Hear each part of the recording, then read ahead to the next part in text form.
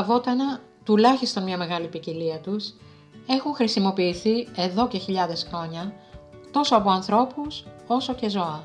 Σήμερα τα βότανα εξακολουθούν να παίζουν σπουδαίο ρόλο και έχουν διάφορες χρήσεις, σαν φάρμακα, ελιξίρια, χάπια, βαφές και ένα σωρό άλλα πράγματα. Θεραπείες που βασίζονται στη χρήση βοτάνων σε συνδυασμό με δίαιτα αποτοξίνωσης, άσκηση, καθαρό αέρα, ήλιο, νερό, σωστή διατροφή, γίνονται ολοένα και πιο δημοφιλείς στις μέρες μας. Και είναι φυσικό, αφού τα βότανα είναι και φάρμακο, είναι και τροφή. Περιέχουν βιταμίνες, άμυλο, ζάχαρη, έλαια και άλλα απαραίτητα συστατικά. Σε αυτό το βίντεο θα ασχοληθούμε με ένα πανίσχυρο για την υγεία και όχι μόνο βότανο, το θυμάρι.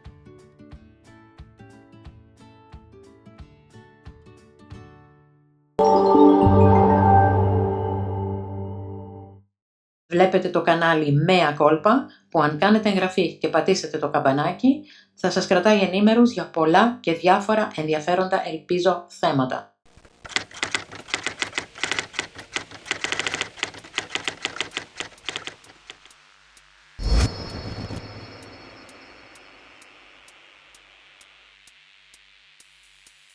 Από όσο γνωρίζουμε, οι πρώτοι που χρησιμοποίησαν το θυμάρι ως φάρμακο και καρύκευμα ήταν οι Σουμέριοι. Οι Αιγύπτιοι έφτιαχναν αφέψιμα που το χρησιμοποιούσαν για να πλύνουν τους νεκρούς που προετοίμαζαν για μουμιοποίηση. Στην εποχή του Ομήρου αποτελούσε σύμβολο δύναμης και ανδρείας, καθώς επίσης καρύκευμα που νοστίμιζε τα φαγητά. Το θυμάρι έχερε μεγάλης εκτίμησης λόγω των ιδιοτήτων του και οι ηλικιωμένοι έπιναν τακτικά έγχυμα από θυμάρι για να διατηρήσουν τις πνευματικές τους δυνάμεις. Φτιάχνανε μάλιστα και ένα ποτό πολύ δυναμωτικό με το σιγοβράσιμο σίκων και θυμαριού σε νερό ή κρασί. Οι αρχαίοι μας πρόγονοι είχαν αφιερώσει το θυμάρι στη θεά του έρωτα την Αφροδίτη, αφού πίστευαν πως αυτό το φυτό προκαλεί ή ενισχύει τον ερωτικό πόθο. Ο Ιπποκράτης αναφέρει πως το θυμάρι είναι θερμαντικό, υπακτικό και διουρητικό, αποβάλλει το φλέγμα και το προτείνει ενάντια στη φθήση του λάρυγγα. Ο Διοσκουρίδης, σημαντικός ιατρός, ριζοτόμος, φαρμακοποιός φαρμακολόγος και βοτανολόγος της αρχαίας εποχής, αναφέρει ανάμεσα σε άλλα πως όταν το θυμάρι πίνεται και γίνεται κατάπλασμα, ωφελεί στα δαγκώματα των ερπετών. Σύμφωνα πάντα με τον Διοσκουρίδη, αν το θυμάρι το βράσετε σε ξύδι και προσθέσετε ρόδινο μύρο, η επάλυψή του θα ανακουφίσει τον πονοκέφαλο. Επίσης, ενδείκνυται στο λίθαργο και το παραλήρημα.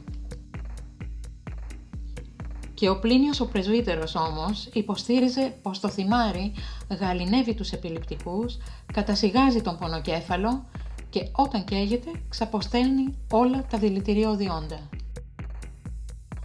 Για τις μάγισσες της αρχαίας Ρώμης, το θυμάρι αποτελούσε απαραίτητο συστατικό για τα αφροδισιακά φίλτρα που χτυπούσαν στο γουδί και που τα μοσχοπηλούσαν σε γυναίκες άτεκνες, συζύγους καταπονημένους και νεαρούς ερωτοπλανταγμένους. Οι Ρωμαίοι στρατιώτες έκαναν μπάνιο σε νερό αρωματισμένο με θυμάρι για να τους δώσει σφρίγος και ενεργητικότητα. Για τον ίδιο λόγο στο Μεσαίωνα, οι κυρίες κεντούσαν κλαριά θυμαριού και τα έδιναν στους περιπλανόμενους υπότες τους. Το θυμάρι κοσμεί επίσης ασπίδες υποτών, ενώ το συναντάμε επίσης σε θρύλους που μιλούν για απλούς υποκόμους που αποκοινήθηκαν σε λόφους κατάφυτους με το ανθισμένο φρίγανο για να ξυπνήσουν ακατανίκητοι πολεμιστές. Την ίδια περίοδο το θυμάρι φημίζεται ως σωτήριο φάρμακο για την μελαγχολία, την κατάθλιψη και την επιληψία, κάτι που είχε ως αποτέλεσμα πολύ συχνά τα στρώματα και τα μαξιλάρια να παραγεμίζονται με αυτό. Όταν ενέσκυψε η επιδημία της πανούκλας, οι εντριβές με ξύδι μέσα στο οποίο είχαν μουλιάσει θυμάρι ή απλώς το κάψιμό του μέσα στους χώρους θεωρούνταν ένα πολύ αποτελεσματικό προστατευτικό μέτρο. Το 1663 ήταν πολύ διαδεδομένη μια συνταγή σούπας με θυμάρι και μπύρα για την τόνωση της αυτοπεποίθησης του ατόμου.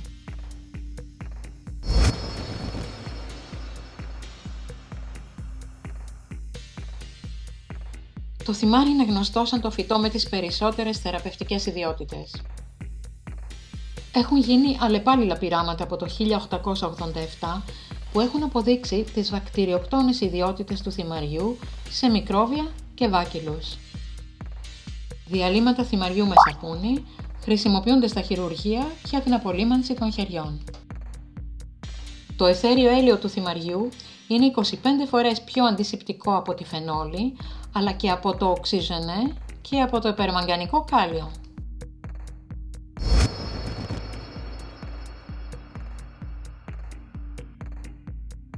Το θυμάρι έχει ανθερμινθικές, αντισηπτικές, σπασμολυτικές, εφιδρωτικές, αντιβυχικές και αποχρεμπτικές ιδιότητες. Λαμβάνεται από το στόμα για την θεραπεία της λαρυγγίτιδας, της βρονχίτιδας, του παραγωγικού και ξηρού βήχα, του κοκκίτη και του άσθμετος. Λόγω της τυπτικής του δράσης, μπορεί να εφαρμοστεί εξωτερικά για να απολυμάνει μολυσμένες πληγές του δέρματος. Χορηγείται επίσης υπό την μορφή αφεψίματος για την αντιμετώπιση της δυσπεψίας, της γαστρίτιδας, της διάρειας και της ακούσιας ενούρησης στα παιδιά.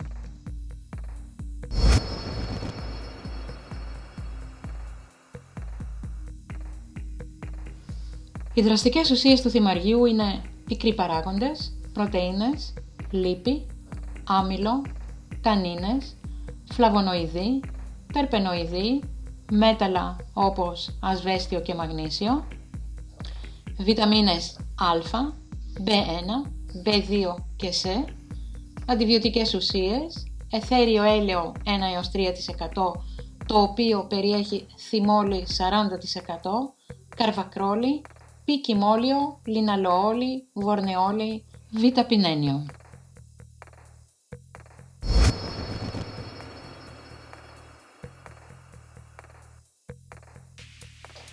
Χορηγείται ως αποχρεμπτικό, αντισηπτικό και αντιβυχικό υπό τη μορφή εγχύματος, βάζοντας 2 κουταλιές της σούπας ξηρό θυμάρι σε 1 φλιτζάνι του τσαγιού βραστό νερό που το πίνετε 3 φορές την ημέρα.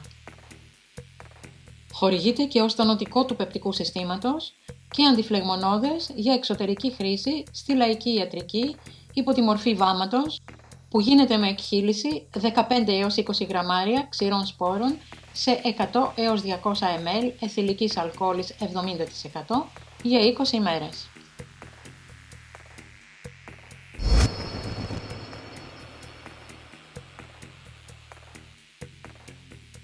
Το άγριο θυμάρι περιέχει άφθονη θυμόλη που βοηθάει πολύ στην πέψη των λιπαρών και γενικά των πλούσιων τροφών.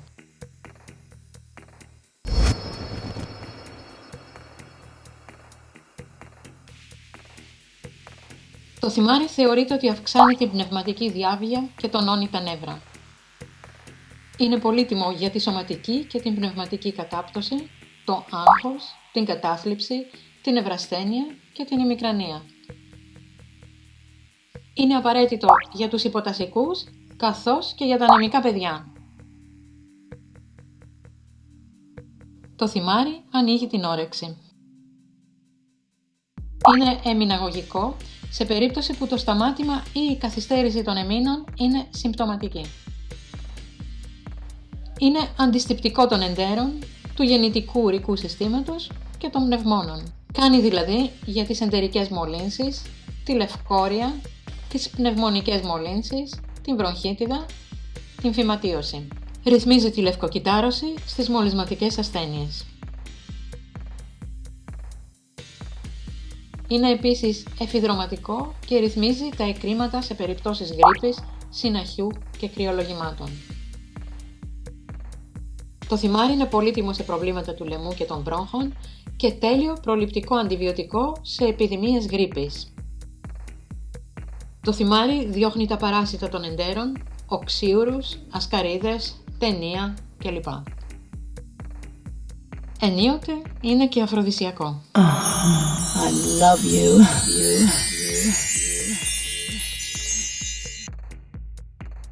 Ενισχύει το κυκλοφορικό σύστημα και γενικά βοηθάει την κυκλοφορία του αίματος και δυναμώνει την καρδιά. Το θυμάρι είναι φυσικό διουρητικό, προστατεύοντας και τονώνοντας το ουροποιητικό σύστημα ενώ παράλληλα αντιμετωπίζει την κατακράτηση υγρών. Άτομα που υποφέρουν από αρθρίτιδα ή ρευματισμούς θα ανακαλύψουν ότι οι μαλάξεις με αιθέριο έλαιο θυμαριού ανακουφίζουν άμεσα και αποτελεσματικά από τους πόνους. Είναι σπασμολυτικό, πολύτιμο για το βήχα, τον κοκκίτη και το άσθμα.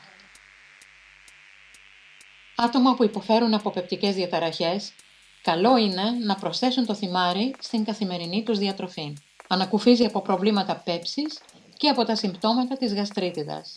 Είναι φυσικό χωνευτικό, αντιμετωπίζοντας την δυσπεψία και το αίσθημα φουσκώματος. Εμποδίζει τις ζυμώσεις και τη συγκέντρωση αερίων στο στομάχι, την κοιλιά, τα έντερα. Και μέσα σ' όλα, το θυμάρι είναι και ένα ελαφρύ υπνοτικό.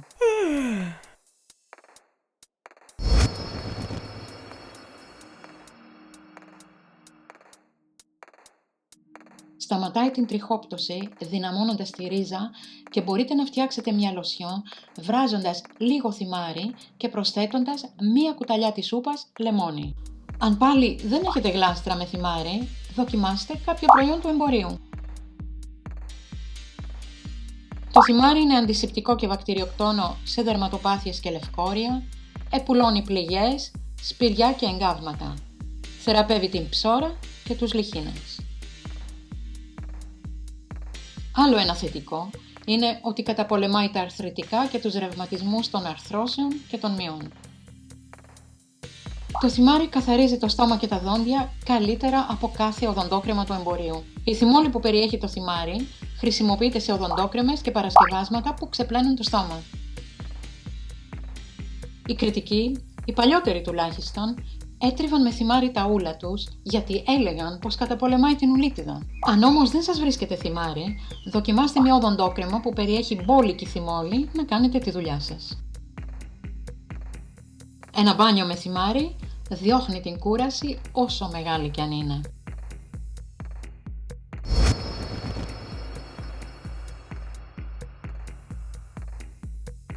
Για να είναι αποτελεσματική η χρήση του θυμαριού σαν αφέψιμα, βράστε ένα κλαδάκι για κάθε φλιτζάνι νερό. Μόλις αρχίσει ο βρασμός, το βγάζετε αμέσως και το αφήνετε 10 λεπτά να ηρεμήσει.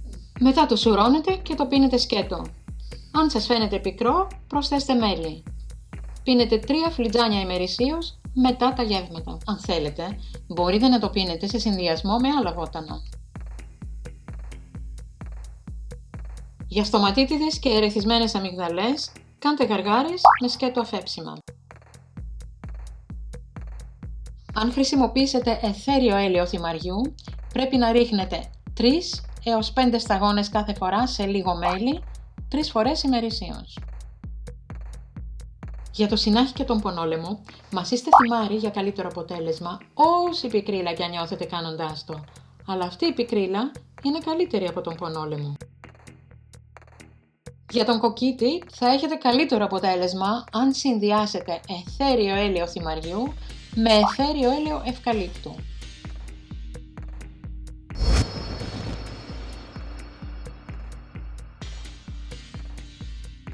Έγχυμα μπορείτε να φτιάξετε ρίχνοντας 2 κουταλάκια θυμάρι σε ένα φλιτζάνι βρασμένο νερό για 5 έως 10 λεπτά. Σουρώνετε και το πίνετε. Αυτό μπορείτε να το πίνετε 3 φορές την ημέρα.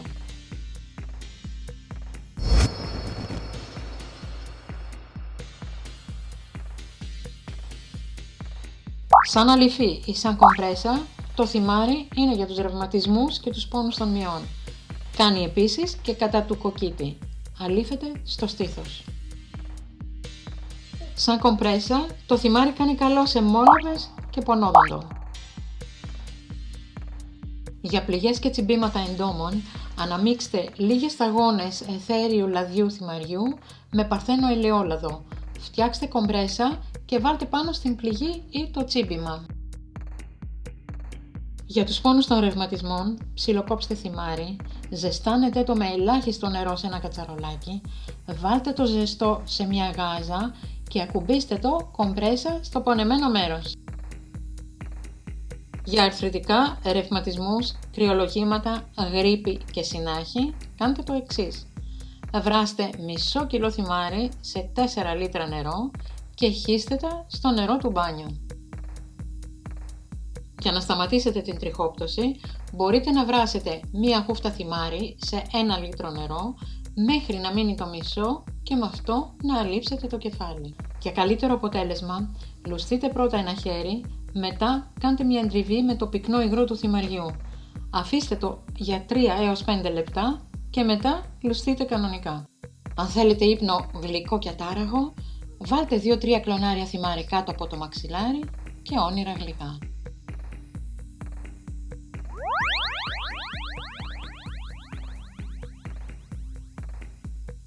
Είναι πιθανός ο ερεθισμός των βλενογόνων.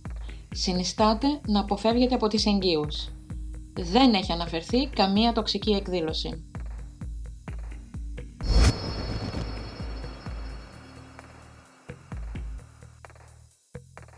Αν πρόκειται για άτομο εθισμένο στο αλκοόλ, κάντε το εξής.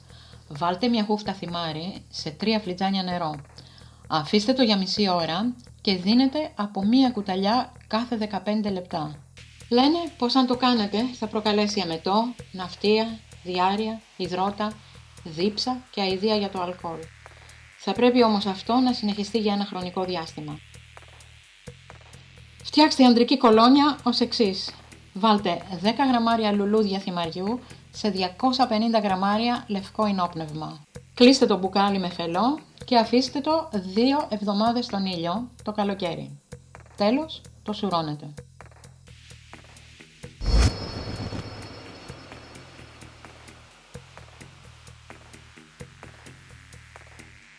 Συνταγή για μαρινάτα φαγητά. Μουσκέψτε σε μισό λίτρο άσπρο κρασί, 1 ματσάκι θυμάρι, 1 ματσάκι θρούμπι, 3-4 κεφάλια σκόρδο, 2 φύλλα δάφνης και μερικά μοσχοκάρφια. Αν θέλετε, προσθέστε και ένα κλαράκι δεντρολίβανο και στο σερβίρισμα προσθέστε λάδι και λεμόνι. Προσθέστε λίγο θυμάρι στο νερό που βράζουν τα ζυμαρικά ή το ρύζι για να νοστιμήσουν.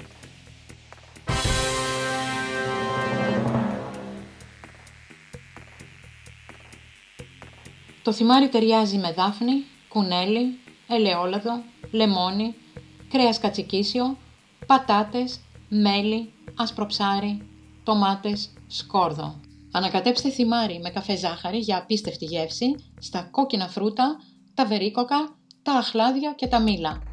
Θυμάρι σε σούπες, μαγειρευτά, ψητά, σάλτσες, πίτες, σαλάτες, ψωμιά.